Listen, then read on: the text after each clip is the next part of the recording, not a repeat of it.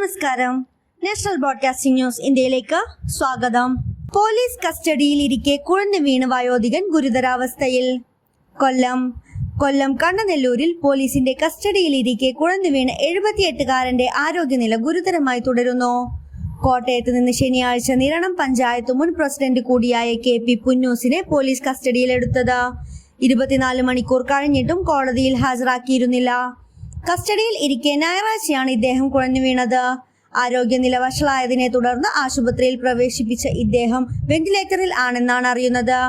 KP പുന്നൂസിനെ അനധികൃതമായി കസ്റ്റഡിയിലെടുത്തു എന്ന പരാതിയിൽ പുന്നൂസിനെ കസ്റ്റഡിയിലെടുത്തത് സംബന്ധിച്ച രേഖകൾ ഹാജരാക്കണമെന്ന് പോലീസിനോട് കോടതി ആവശ്യപ്പെട്ടതായി അറിയുന്നു.